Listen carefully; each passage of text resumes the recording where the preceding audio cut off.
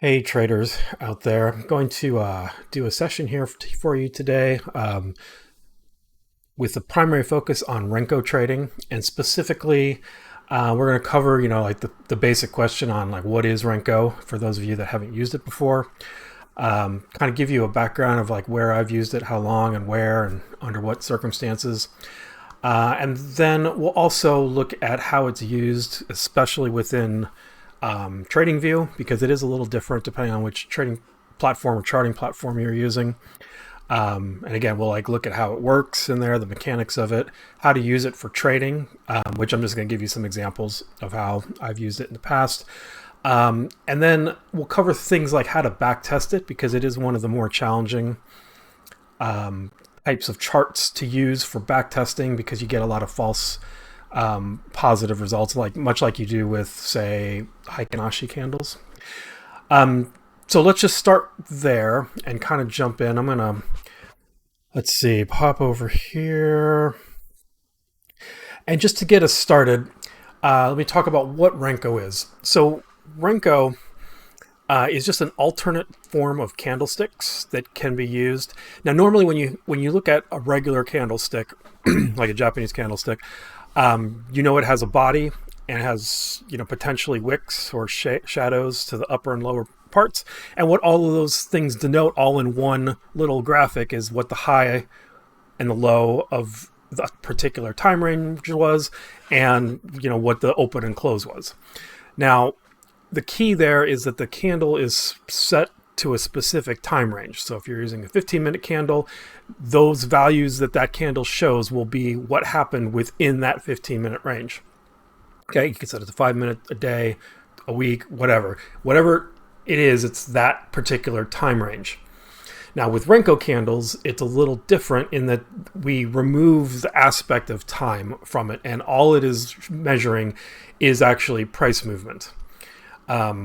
So you do still have potentially wicks to show the difference between the high and the low and the open and the close. However, the time range is gone, and what the block actually shows, or what that candle shows, and by the way, it's either called a block or a box, they're both used interchangeably, is the price action that happened over a quantized set of price action. So since we're not bound by time anymore, it's not 15 minutes, it's say like $50. So if we were using a Renko chart with Bitcoin would have to move $50 for it to produce that particular block, up or down. In most cases doesn't matter. I'll show you like the nuance of that here in a second. So it doesn't matter if it happened in 1 second or if it happened in a day. As long as all the price action like stayed within those two, the confines of, let's say, $60,000 and $60,050, you won't see any of that price action that happened inside that $50 range. But once you hit, the upper or the lower band of that, then you would have the block printed, and you would be into the next block. So Renko blocks are always marked at 45-degree angles to each other, and they show price movement only without time as an aspect of it. Okay, so let me actually let's go over here, and I will show you some mechanics, or just really basics of how these work.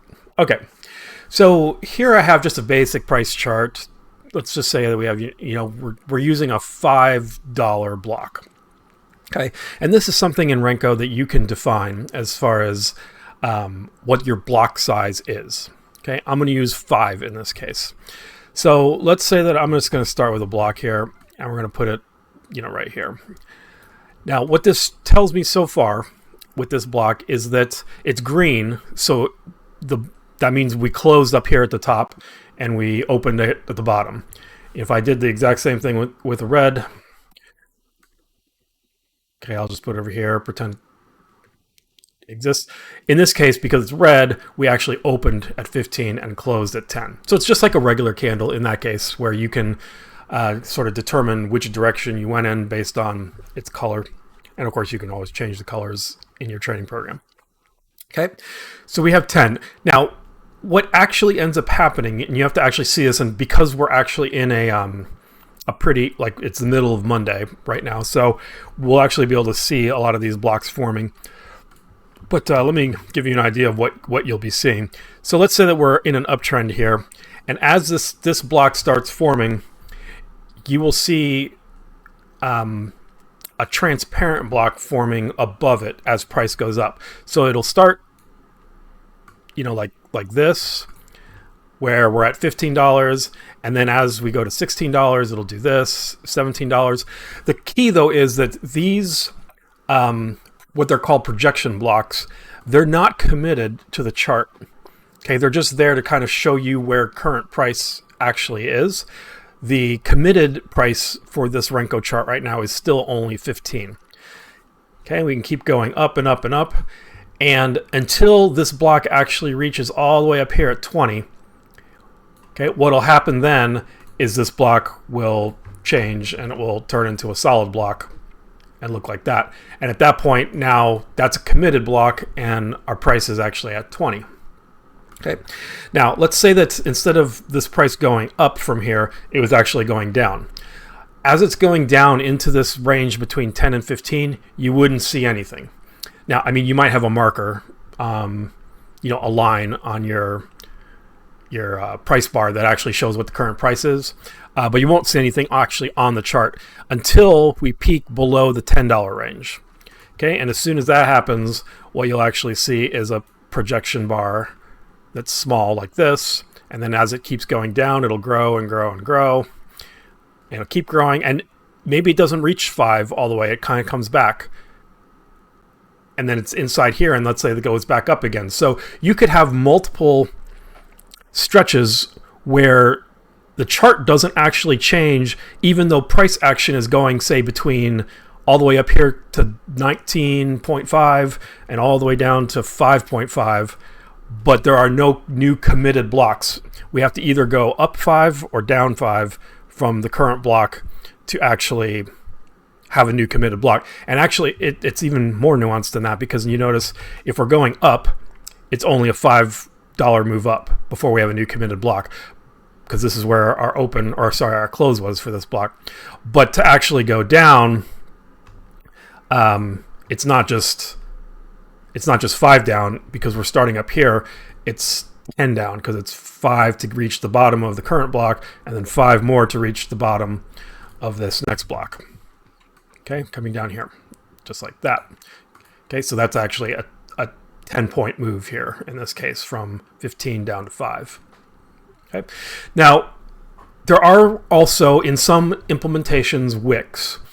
In some platforms you can turn them off. I prefer them because what it allows you to do is it actually creates a different value for the high and the low of the block than just the open and the close. Because if you don't have wicks, everything is just got an open and a close, and the high and the low are the same as one is either the open or the close. Okay, with the wicks, you have a different high and low, and if it allows you to actually use a wider range of indicators that like the indicator values change based on high, low, open, and close, not just open and close. Okay, so the way that works is, let's go back to this first block we had here. Let's say that during, let's see, how should I do this? Yeah, let's do it this way. So let's say that during the course of this next block forming, we went up, but we didn't go all the way up to 20. We went up to like maybe halfway, 17.5. Okay, and then at that point, price action took us down, and we actually went so far down that we ended up committing a block all the way down here. Okay, like that. Okay, what will actually happen if we are using wicks is that we will get a wick that looks like this. Okay, and that wick will extend up to the highest point that it reached when it went up above here. So that was 17.5. Okay, and we'll do that. Now, if the price action stayed, say, within 15, like it never went above 15, then you just wouldn't get any wick at all. Okay, but if it did go up above, you would see this. Now, it's never going to go up like beyond 20, because if it went up that high, then we would actually, have one of these blocks in here in its place. Okay, but you will potentially see wicks that extend into that area like above. Okay, and I could easily then on the next one have something that looks like this.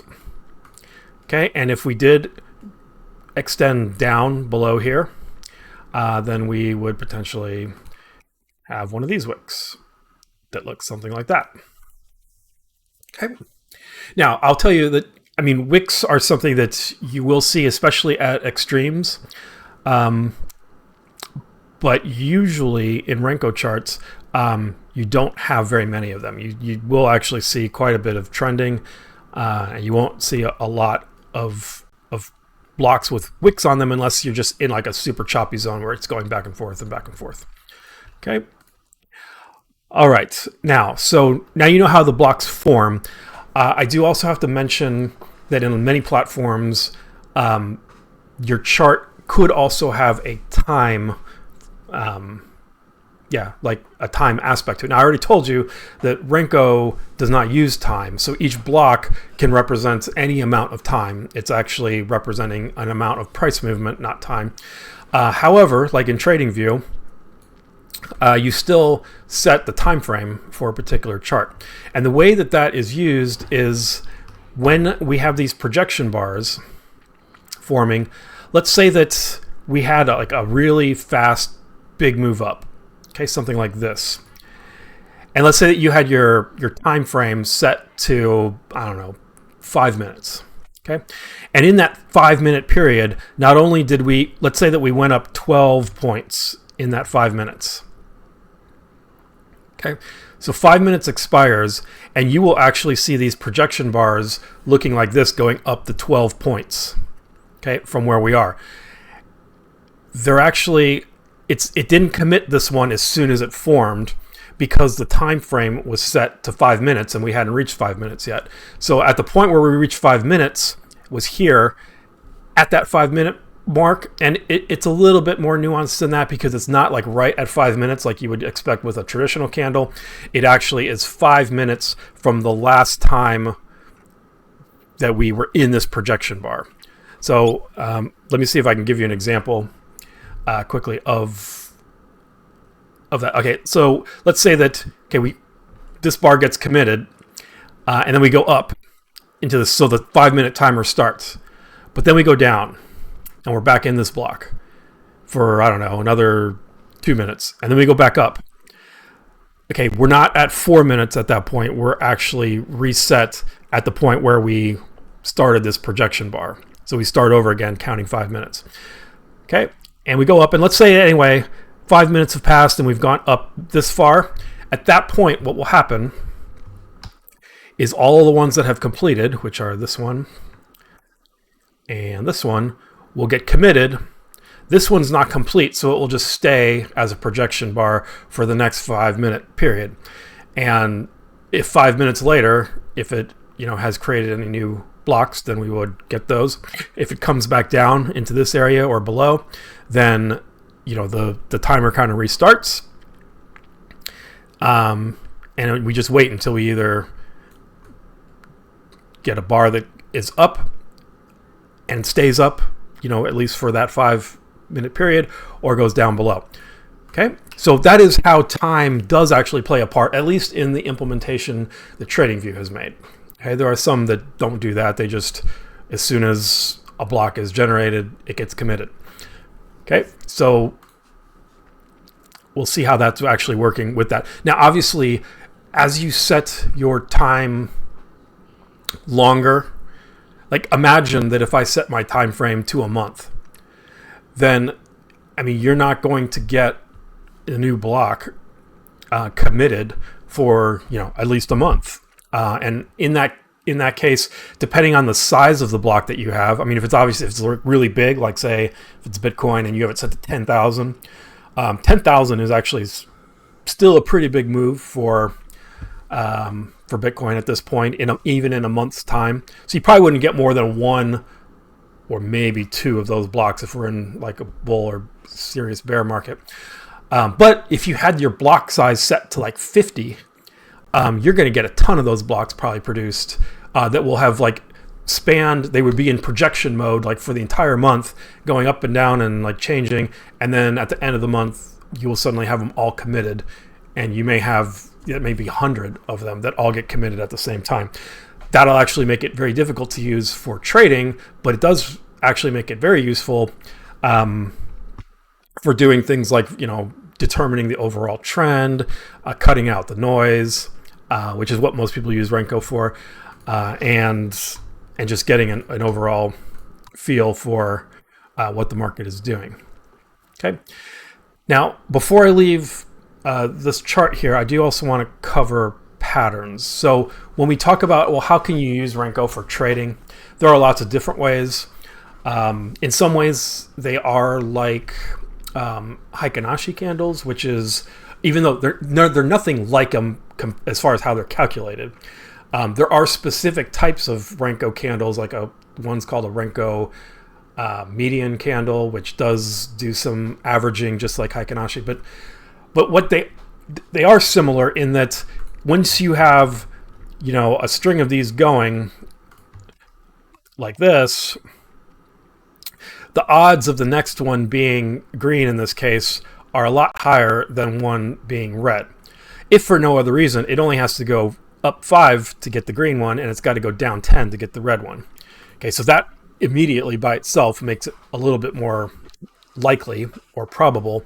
But also, like when you have a string of these strung together, you're obviously in a trend, and so therefore, trend's your friend till the end, and then it bends, and that whole thing goes on and on. Anyway, this gives you a good idea. But there are patterns that people have kind of discovered, and I've kind of created a bunch of my own. Wanted to show you those really quick. Okay, so the first two that I have up here in this kind of little secondary box are patterns that are called the Renko bump and run. Okay, and these were created by someone else. So it's 3 candles in one direction, and then 1 in the other. That's the bump, and then 2 going on. So it breaks the previous high. In this setup, it's very, very likely that you'll continue going up. At least for one more block, if not multiple. Because, of course, every time you add another block to it, it becomes even more likely that you'll continue in that direction. Okay, and then there's the opposite of that, which is 3 down, a bump up, and then a run down to the downside. One thing that I think was misleading to me at first when you're looking at these types of things is that it really does have to be, like in this case, 3 green blocks, a red one, and then 2. So like if we were to just change all the colors to gray, this would be a difficult pattern to recognize, because depending on how you come into it, if you're coming into it from below, of course you're going to have other green candles leading up to it. And so it would just look like a long string and then a bump and then continuation. But if you were coming into it from above, you would not find, it wouldn't look like this. Okay, it's not going to look like this, where then you hit this bottom candle, this bottom block would not be green. Okay, because if you see, in order for this one to close, it would have had to close at the bottom here, which would make it red. Okay, so instead what you would actually see is a lead into it that looks more like this. Okay, so you lead into it, from above, you hit the bottom block candle, that one's red, and then you have the green candle, the green candle, the green candle. So if you're just looking at a chart, and again, imagine that these were all gray, you would actually have 4 candles or 4 blocks that look like they're going up, even though only 3 of them are green, because this one that led into that bottoming was actually red. Okay. Now, some of the other ones that I've created, these are the 5. I can't promise you that any of these will work well for you, because I just created them on my own. But let me explain to you what they are. This is like a truncated bump and run, which the only thing that it does is it lets you get into trades a little bit early, because it takes this block off. So you're basically getting in at a possible double top. Because just because this one forms does not mean that you're going to continue up, this could be a double top and you can go back down. So it's a little riskier, but it is a quicker entry. And I guess my idea with this one is you usually do get this broken because it's unlikely that the price would come exactly up to this very top, like where you've quantized it, like let's say at 5 or 10 or 50 or whatever it is, only come up to there and then reverse, because it has to come up at least to there in order to create the block. Usually it'll kind of shoot over and then it could possibly bounce on you, or in this case come to the downside. And I mean, that would be your traditional liquidity grab. So it's not like that doesn't happen. That happens often, all the time. But anyway, that's what that one is. Let me skip over to this middle one here. This one is pretty much the same as the bump and run, except it allows for a deeper bump. The deeper bump, the lead-in is not as important, so it's only 2 blocks instead of 3. However, it still requires that you go at least 1 block above the previous high. But anyway, it's very similar to that. It's just you get a little bit more volatility and allow for a deeper retracement right there. Now, coming back to this the number 2 here, it's kind of a combination of this first one and the last one. So it allows for the deeper retracement, but then just like this first one, you get in before the actual breaking of that high. Okay. I should mention too that the ones down here are basically just mirror reflections of the one above, but they're the bearish versions of it. Okay, so to cover these last two, in this case, we've got your typical reversal. Okay, so the lead-in is 3 candles down and then 4 candles away. So that's actually 2 candles beyond whatever the previous. This may not have been a high. Actually, it probably wasn't a high. It was probably coming from above. But in this case, because you had a strong lead-in coming down, this push away is a good indication that you've actually had a trend reversal. Okay, and now we're going up, or in the case of this one, now we're going down. And the final pattern is just 5 in a row. So this is often a continuation pattern where it can happen anywhere. And as you notice, if we're in a trend just continuing to go up, every new block that is added above is going to meet this pattern, because the previous, the new block plus the previous 4 will be in that direction. Okay. Another thing I should mention, as with any of these, the only thing that's important is the color of the block and the direction, of course. So the sort of shape of the pattern, it doesn't matter if they have wicks or not. Okay, so that's not really factored into there. They can all have wicks as long as that doesn't change their color or their direction. And I would say it's actually pretty typical for like the bumps, like that one and this one and this one, and the reversal for these to all have wicks to the downside. Okay, because that's just typically what happens. All right, so now let's look at some of this in actual practice and actual action. Okay, so here I have a Bitcoin chart on 15-minute.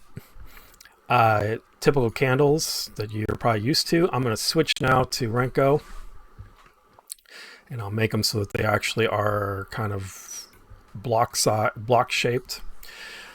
Okay, and as you see, it actually the shape of this does very much resemble the shape that we had in the candles.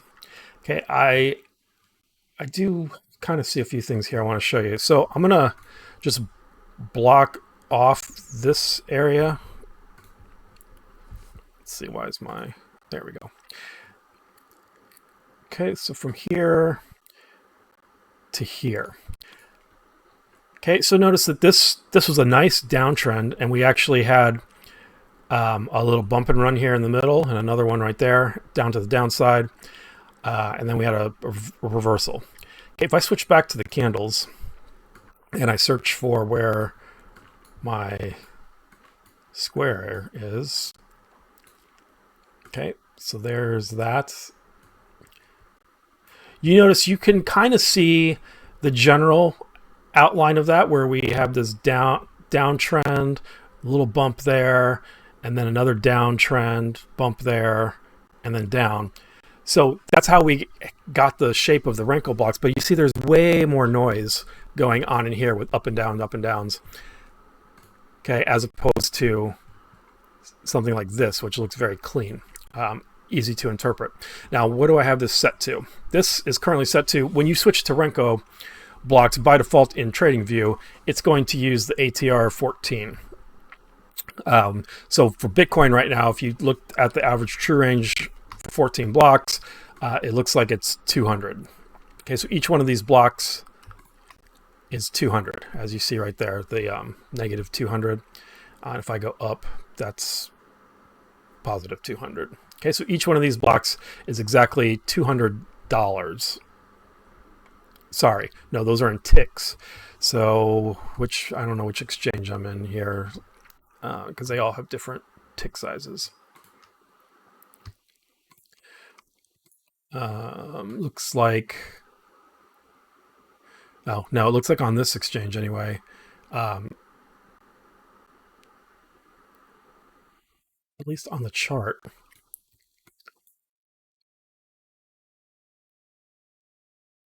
yeah, it's hard to tell. So let's just do it this way. All right, now, yeah, it's 200. So it's in dollars. Okay. I was questioning myself there for a minute, because on a few other exchanges, like the ones that I use, like Femex, the tick size is actually 1/10 or 10 cents. Okay. However, this is not what you're ever going to use anyway. So I'm going to go to the settings for this.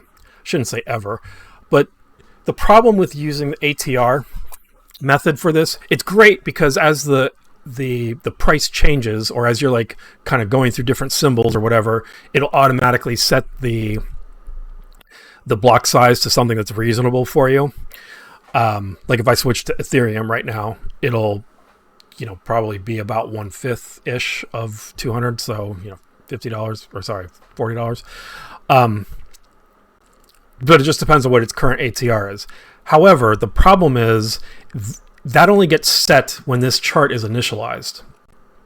So if I were to take the same chart and go back, I don't know, let's go back a couple years to 2022 to here.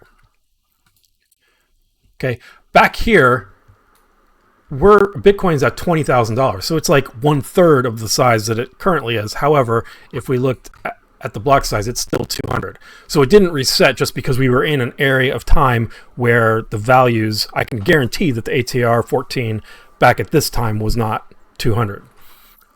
It was probably like 50 or 45 or 40 even. Okay, something in that range. Okay, so that's a problem with using the ATR, especially if you're trying to, use it to automate trades or do anything like that, because you never know what that size is going to be. Okay, so instead, we're going to use traditional. Now, there's this new percentage LTP, and to be honest, I don't even know what LTP stands for, but it's very similar to the ATR. It just, instead of calculating an average true range, it uses a percentage move, and you set the percentage here of price, and that's what it sets them to. So like in this case, 1% of price is like 6,500, right? Because we're at 65,000 or 63,000, but it looks like it set it to $650. So yep, $650. But anyway, I haven't ever used that, so I can't say one way or another if that's like a good use or not. To me, for this to be useful, I'd have to use very, very small percentages, like 0.02 kind of percentages to make that useful. Okay, so instead I'm going to use traditional.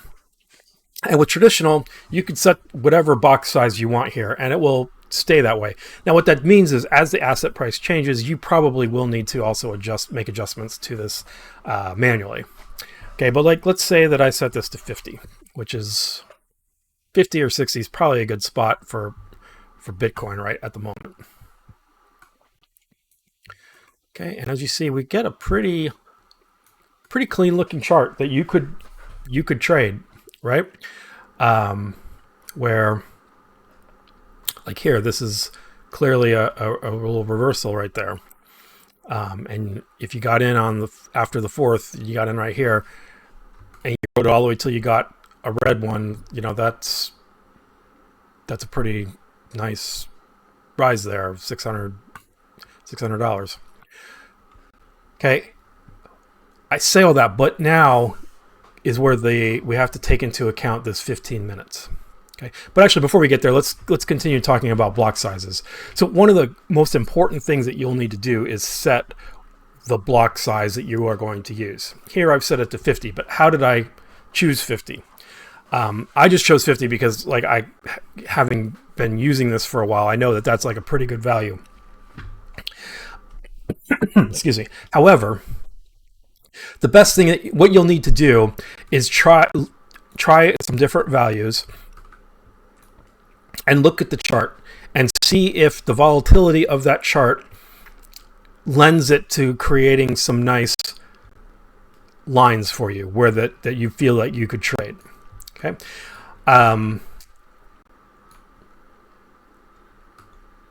Okay. Also, know that you can use this to basically, it's a function of cutting out noise, right? So the bigger you set this, the more noise is going to get cut out of that. But you do need a little bit of noise to give you some kind of trading signals. But let's say that I set this to 2000.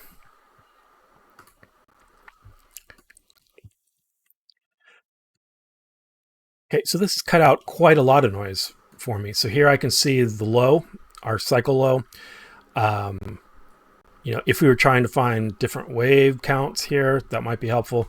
I don't actually like this. I'm going to change this to 1000. Okay, because I want it a little less noisy. Okay, perfect. Okay, so here, like, this was our first high of last cycle. That was the second high, 69,000. Then we had our drop, little consolidation there, and then our drop to the low. Then we had the push up that was caused, by the build up in 2023, a little retracement, and then here's the push up that came from our ETFs being launched, and then since then we've had what looks like consolidation, but also, to me, I also see sort of a downward slope happening here. And that's where we are currently.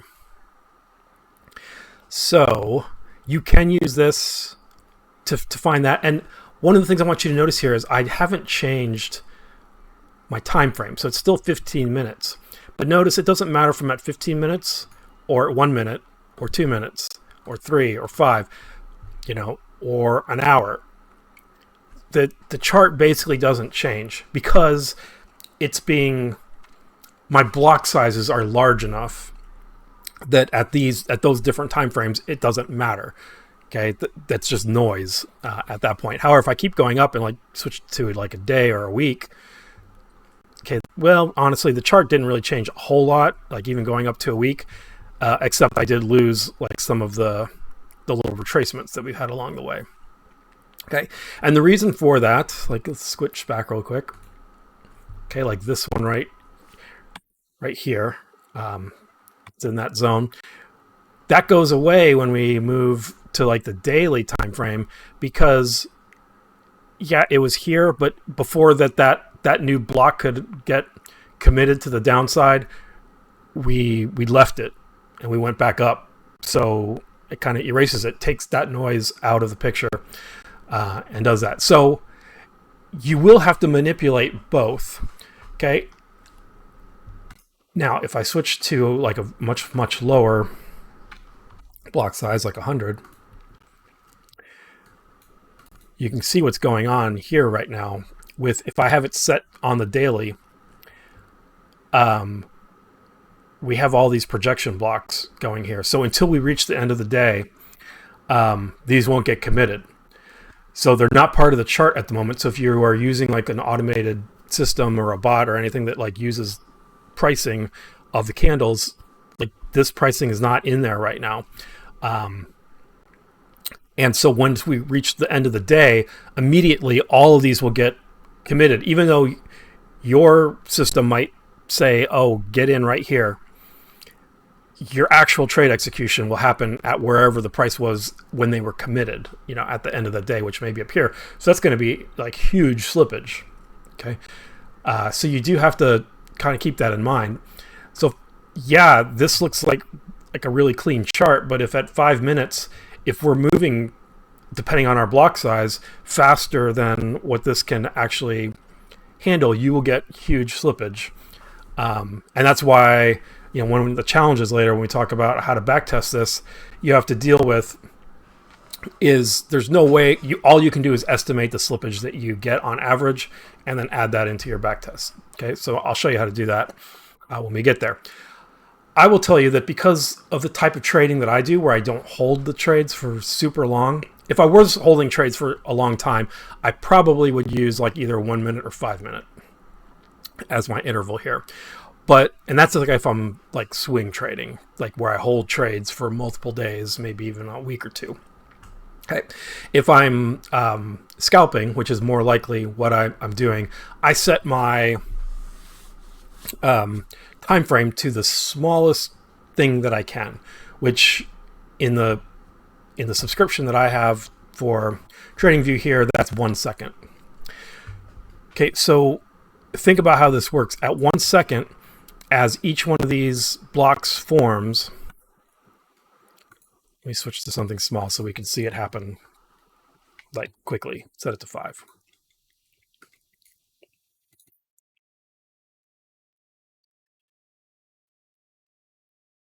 All right, not sure why we're getting like almost no movement here right now. There we go. So you see like there's multiple forming there. And then after 1 second, approximately, they get committed right away. Now, I just changed this to a like extremely low block size for this asset. And actually, the reason like this is taking longer than a second is because I bet if we were to switch to candles, yeah, like this is a super illiquid. Well, I mean, not super illiquid, but on a 1 second chart, it's not liquid enough that we're not getting enough trades happening in there, so it's like jumping around. Okay, let me actually switch over to the Nasdaq here because it's going to be a little bit more active. Okay, so you notice I have it set to 1 second. My block size here is $6, traditional 6. In the range that we're like around 20,000-ish. Here, and you can see that block forming, and if it gets to fully formed and 1 second goes by, then it will commit just like that. Okay, and it looks like it disappeared, but that's because it went back up into the block. And so this is a good point where you can see them forming. And one of the things that you should do is what you want to see is your blocks getting committed fairly quickly to the point where you don't regularly see more than one projection block. I mean, if you see like 2, like for a brief period, that's okay. But what you don't want is like what I just showed you back here, where like in this case, I've got like 6 projection blocks showing and it's just like staying there like that for a long time. That means that the volatility of your asset is not high enough to support the combination of whatever block size you have plus the time frame. Okay, what you want to see is something like what we are seeing here.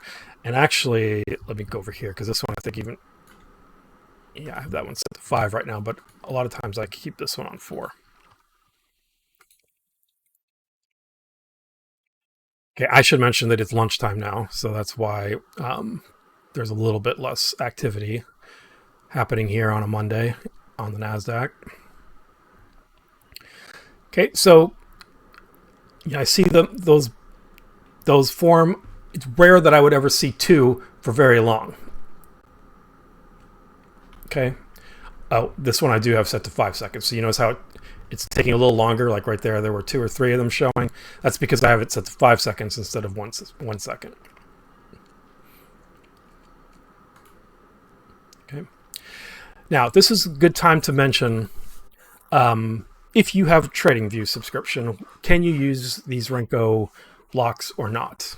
And I'm going to say it depends on which subscription you have. Let me show you. Here on their different plans. So in case you don't know, Basic is their free one. Okay, then you have Essential, Plus, and Premium are the paid ones. I currently have Premium. And then now they have the new, like these are all the non-professional ones, and then they have the professionals that they've released now. And there's the 3 up there. And just so you know, these are like crazy expensive compared to the bottom 3 that you can buy as a non-professional. Like, I don't remember, but I mean, they're in the thousands if I remember correctly. Show here at the bottom. Yeah, not really, but trust me, they're, yeah, here I can show you. So like this Premium which was I have $600 a year. If you get it at the right time of the year with the right, basically wait till Black Friday, and you get it for like half of that. Okay, if I switch over to the professionals, yeah, we're at $6,000 a year, and I'm sure they probably don't like give much in the way of discounts for that. So anyway, when we're looking at this, the ones that are important are this one right here, Intraday Renko. What does that mean? That means that even if you have Basic, you can switch to a Renko chart. However, the lowest time frame that it'll let you go down to is the daily. Okay, and I've already shown you that that might be useful for looking at long-term trends to kind of take the noise out and see where like Bitcoin is within its cycle. It's not going to be like usable from a trading perspective. Okay, you really need the less than 1 day time frames for that, which means the first one here is you're going to need at least that middle. Okay, so not the first one even, but the second subscription to get intraday Renko charts. Okay, now the other thing is, if you have this and you have this subscription, the lowest time frame you'll be able to go to is the 1 minute, and that has nothing to do with Renko. That's the lowest time frame that's available to you, because of this one right here, the seconds-based intervals. So you have to have basically the highest non-professional Premium in order to have the second-based intervals, which is 1 second, 5 seconds, 15. Actually, there might be 10 seconds in there too. Unlike the other ones, like here, if I go to add a custom interval, I could create custom intervals in minutes, but I can't create them in seconds. So you're stuck with whatever seconds they give you, which are 1 second, 5 seconds, 10, 15, 30. Okay. All right. So that's the kind of the mechanics on TV. We've talked about like how to determine your block sizes and the time frames. Another thing I want to show you, as I was kind of going through my charts here, you may have noticed that I actually am using them with different indicators. Here I've got a couple indicators going on down here, some actually up here, like on the chart itself. Basically, you can use any indicator that you want with the Renko chart. And in a lot of cases, what you'll see is, because of the nature of Renko, it gives a natural smoothing action to its price action, because as you see, every single block is exactly 45 degrees away from the previous block. And so that's going to like highly affect the smoothness of most indicators that you end up using. Okay. Others like VWAP, like this VWAP is going to be identical whether I have it on a Renko chart for the most part, or if I have it on a regular chart. Not exactly, of course, because the price action is quantized here. But for instance, if I let's turn everything else off over here and just turn VWAP on. You can see right here, I hit this first standard deviation from the VWAP, and we did the exact same thing on this chart right there. Went a little bit below it. So it's almost identical.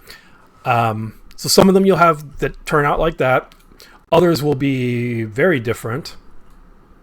Okay, so for example, I don't have any that are the same between the two right now, but here I have this DSI, which is kind of think of it as a dynamic RSI.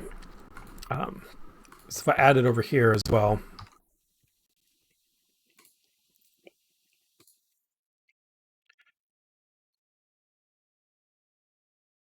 okay, you'll see that it actually looks very different than the one over here. And the reason for that is because RSI, doesn't really use volume. It's highly price sensitive. And it does a lot of comparison from candle to candle. In this case, I could have a candle that's like right here that took, an hour to form. And then like these next 5 all formed within the next 10 seconds. So because of that, you will see this one, it swings a lot faster.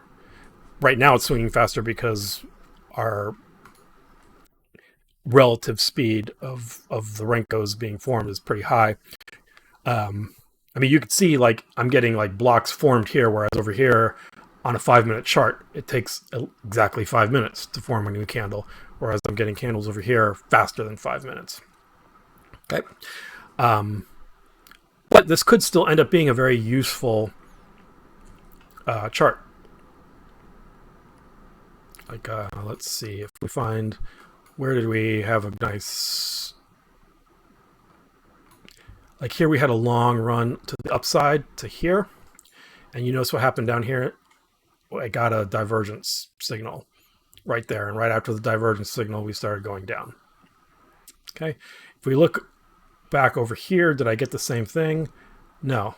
So see, we went up to right here. That's basically the same point. But down here, our RSI is kind of down in the middle. Heading up, not even close to getting a divergence signal. Okay, so the point I wanted to make there is you can absolutely use indicators with your Renko. You just have to understand that they're going to work differently because time is no longer an aspect of the chart.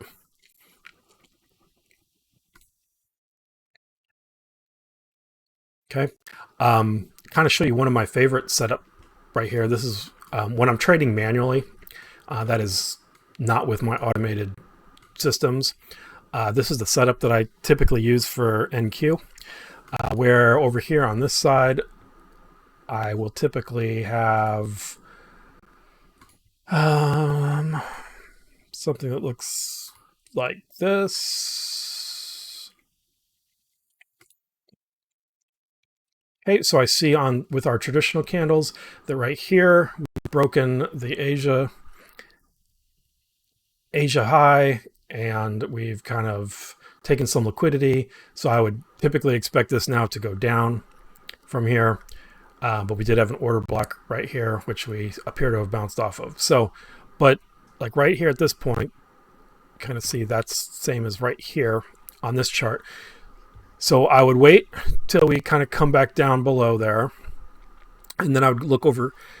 I use this side of my chart to basically find the big macro swings that they're not really macro swings, but they're the swings that I want to try to trade. And then I actively trade using my Renko chart, right? So right here, I would wait until we got below this. And I'm also using this one down here, but just so you know, this like does not look like very good price action to be trading right now. So it's probably not a great example, but maybe something like this over here.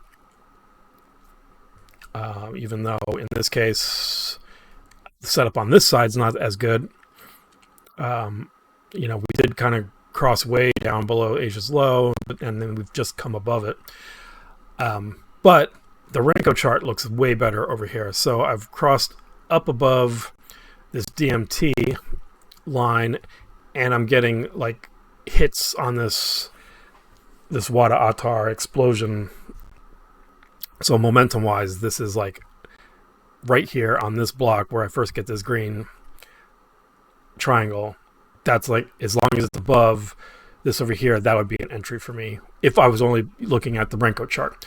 And I would take that entry and I would trade that all the way until I got a block going in the other direction. So I'd get out right there. And that looks like it's 28 points or 112 ticks. That would be a good trade, even at one contract. That would be an excellent trade. Probably about, I don't want to do the math.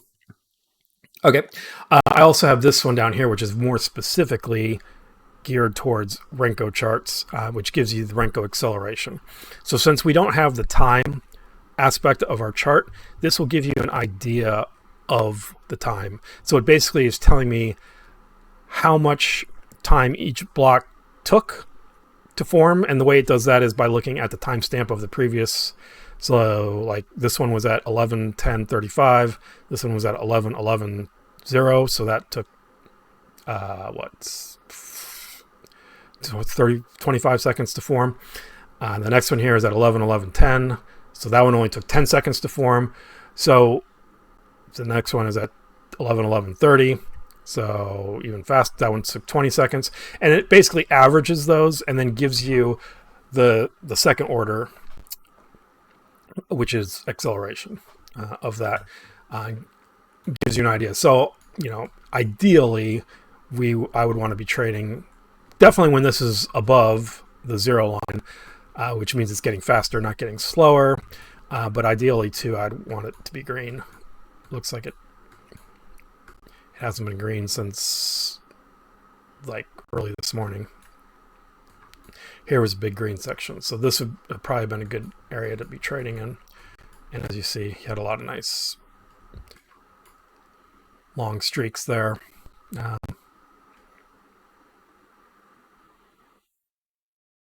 I don't know about that. This would be a tough section. So that's why another thing I would look at is when this line turns gray like that, that's measuring the chop factor. So it's a very choppy section. So I usually try to avoid those as well.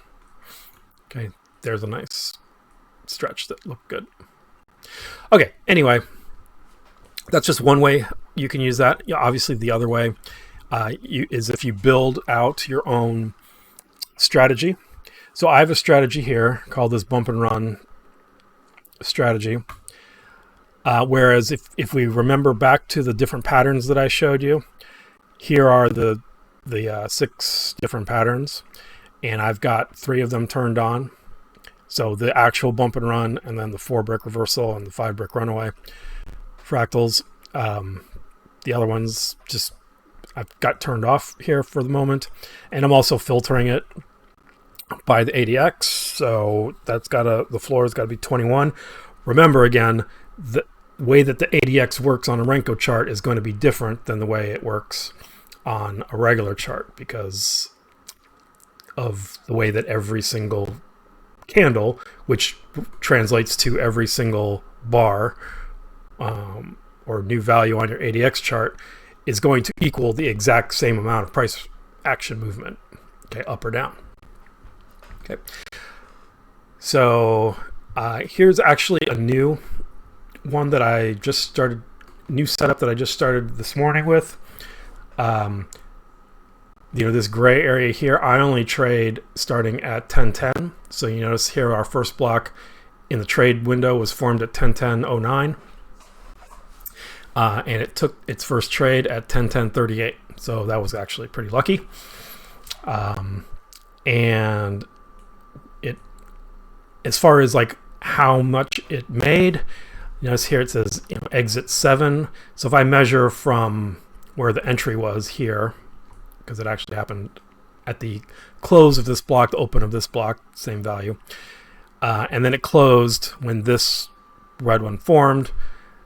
That was 9 to 10 bars, but as far as height, 42 points divided by 6, because I'm using 6 as block size now, is 7.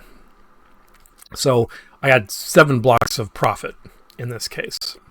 Okay, we can actually just count them 1, 2, 3, 4, 5, 6, 7. Okay, now what does that mean? Well, you have to calculate it out. So here, if I'm using a block size of 6, I've got pre-calculated slippage. Now this, because like with Renko, right here, when this block formed, like it formed exactly at 19,897. But by the time that my trade got in, of course, you know, it's got to like, it's going to have like a 1 second potentially built in as delay. But then like my whole system's got like messages that get sent around. Like we have a webhook that gets sent to a bot that I have, and then that bot has to go and trigger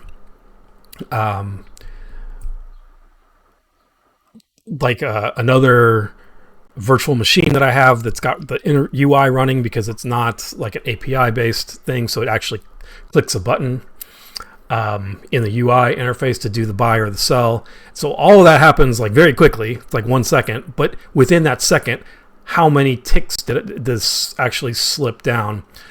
And the only thing you can really do is just calculate, like keep it set to 0 at first, and then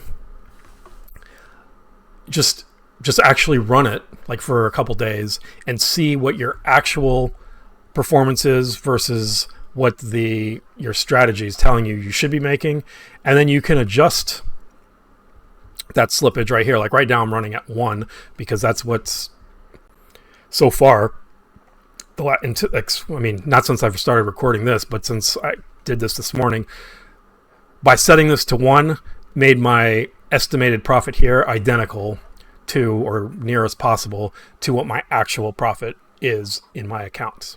Okay, so if it was a lot more volatile, let's say here this afternoon, I would like look at it again, and maybe by this afternoon it's like 4 is my average slippage. So I just changed that to 4 so that as I'm doing other predictive things, it's giving me a reasonable number here. And you notice how that like does make a big difference going from 1 to 4.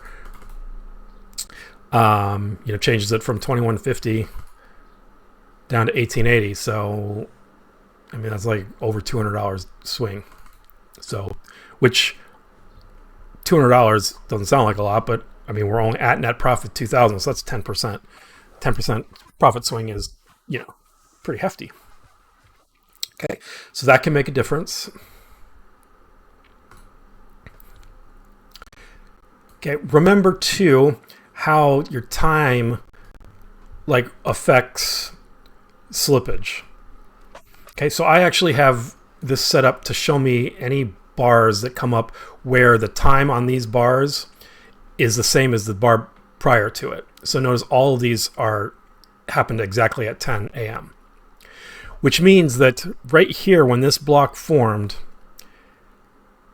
these two formed along with it. Okay, so right at 10, it jumped from here, like 19,884, all the way up to basically 19,900. So if you had an entry that happened anywhere like right here at the beginning of this, that entry would have had, like, it wouldn't have happened right there. You would have actually had 72 ticks of slippage. Okay, that's huge. You saw the difference that got made between my 1 to 4. If I had 72 to that would be pretty bad. Now, of course, like if that kind of slippage happened here, I'd still have made a profit. But if it happened, like here, I wouldn't have got out break even. I would have lost, 3 blocks worth. So it can be tricky. No doubt about that. Okay, actually, it looks like I actually am in a trade at present. Right there.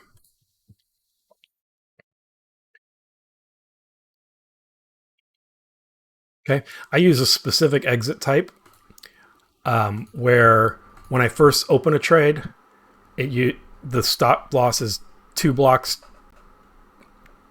to the opposite direction. But once I get 2 blocks in the profit, then it switches to 1 block stop loss, and it trails at 1 block. So you can kind of see here, like in this case, I got in right here and got out after this 1 block in the other direction. But like over here, I got in right here and it's already gone. It started all right off the bat, going 1 block against me, but it didn't get out there because right at the beginning, until I go 2 blocks up, it's a 2 block stop loss, and then we go up from there. All right, so what else can I show you that's related to Renko? I guess just as related to like the ways you can use it, I'll show you my current. So for today, this particular account is up 1,800. Well, it was up 1,800. Kind of, this trade's going against us right now, just barely. So we're at negative 100, but we're up 1,700 for the day with a 130 open, negative 130 open P&L. And this is just an eval account because I'm doing some testing still. All right, I think, let me look there. We've covered different challenges with backtesting, automation. I've showed you an example of my couple ways that I use it strategy-wise. I think I'm going to go ahead and kind of wrap up now. So for the most part, Renko is a great tool to have in your tool belt as far as how to look at price action and take out the time aspect, which will reduce noise for you. I found that that's good not only for me, but also for bots that like very easily get confused by a lot of the whipsaw type action going up and down with your traditional candles, especially on lower time frames. It does have its own challenges, and you have to be very careful to not fool yourself with things like the backtesting tools. But I think you can mitigate that and minimize that by using the smallest time frame as possible, and then choose an appropriate block size. You know, another thing that I didn't really show or mention that I should is that if you're trading something like NQ, which is an asset that is highly volatile during the New York trading session, which is, 9:30 in the morning to 4, but like add, an hour to the beginning and maybe a half hour to the end of your day. And it's even more volatile, like right at the open areas, because there's a lot of news that gets released between, say, 8:30 Eastern time in the morning, which is an hour before, and up to like 10 o'clock. A lot of people have news releases at 10 o'clock, which is a half hour after open. So because of that, I actually, if I'm going to trade those time frames, I do it manually. I don't let a bot trade because it's just too volatile and it'll get chopped up. So if you notice here, I've got my trading session set to trade. This is actually 10:10. There's a little bug in this where even though it knows that I'm in Eastern time zone, these numbers have to be in Central time because this asset is based in Chicago at the CME. It's weird. Anyway, so I don't start trading until 10:10 in the morning, and then I stop at 4:05 in the afternoon. So it's 5 minutes after. I used to stop a little bit before the close, but what I found is, like right at the close, you get a lot of volatility, but a lot of times it's not as whippy as it is on market open. Market close usually goes in one direction or the other. And I like that, like to capture that. And so I actually have it close at 5 minutes after the close, because a lot of times after the close, people then aren't scrambling around to like close out their positions that they don't want to hold overnight and whatnot. And I find it can be very it's a very good time for, at least for this bot. It works pretty well. So that's my trading period. And it looks like our trade close, and look, that was our biggest loss all day. It's -3. That's actually the maximum loss that any trade can happen on this. And so that was like a $400 loss, I think. Yeah, somewhere in that range. So anyway, so back to what I was talking about. Very volatile there. However, this asset during other times, so it's an asset then that actually it trades until 5 p.m. and then it's closed from 5 p.m. to 6 p.m. It's the dead hour, and then from 6 to 7 you have the Globex, which is like the lowest volatility time of day. I don't even think it's worth bothering in that zone. And then 7-ish you have some of the Asia markets starting to open, and you have Asia from there until like, I don't know, 2 a.m. in the morning or something like that. So, but I find that you can actually trade those lower volatility times and keep all your settings exact same. All you have to do is you switch your box size from, say, 6 to 4 or 3 even, and immediately things are more volatile. Now, like here in this part of the session, it like looks super choppy because it is. But if I go like down back to the middle of the night, you see it well, that's morning still. So see, in the middle of the night now I'm getting like these long stretches of nice periods that I could have traded, that are very tradable. Okay, stuff like this. Like, so yeah, I mean, my short didn't trigger till here, but still that's 1, 2, 3, 4, 5, 6. That's 6. 6 times 3, remember, because you've changed the box, or 4 in this case, changed the box size down. So 6 times 4 is still 24-point move. Very reasonable. And I didn't have to change anything else. Like, everything can stay the same. And just by changing that box size will counter the volatility difference for me. Or if I really wanted to trade like that New York Open, which like I'm currently too afraid of.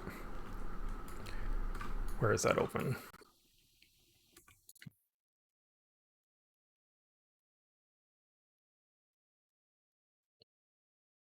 It's like right here. It's 10 o'clock still. Ah, here we go. Okay, so here's the open. Nope, still further back. I forgot. That's the problem with switching to the lower block size. All right, here's 9:30-ish, starting about right here. All right, so maybe instead of using a box size of 6, because I feel this is too choppy for me. As you notice here, I would have had a -3, worst possible, -3, worst possible, 2, -3, 2. You could try just increasing your box size, which will, that does a couple things. For me, all right, 9:30. So you notice if I did this, here's 9:30 right here. 9:33, 9:36, 9:36, 9:37. Here's a long that got called, and you notice now that's a pretty nice little whip all the way up to the top there. And if I switch this so that it actually properly does the math, that was a 20 block profit at 8 points per. So, do the math there. That was like 120-ish tick long that we would have had there. So this, we basically had all of that noise taken right out of the way for us, or in this case, taken out of the bot's way. So, I'm definitely going to experiment more with that, but it's a nice little trick that you can basically adjust the volatility of your asset simply by changing the Renko block sizes that you're using for that. For the longest time, I've been using 5 as my brick size.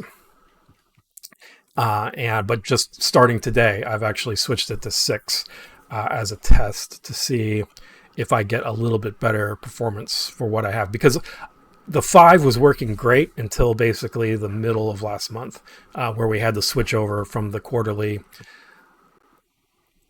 contracts. So now we're on September, whereas we were trading Junes before. And right at that point, like the 5s just started not. They were getting chopped up a little bit too much. And, granted, we are at 20,000 now. I think at the beginning of that quarter, we were down at like 17,000. So that probably has a lot to do with it.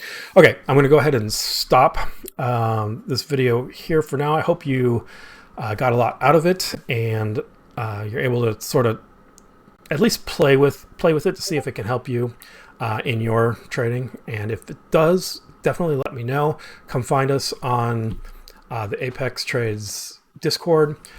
I'm always kind of hanging around there, so you'll be able to find me as Kick. And from that, I will leave you for the day. Have a good one.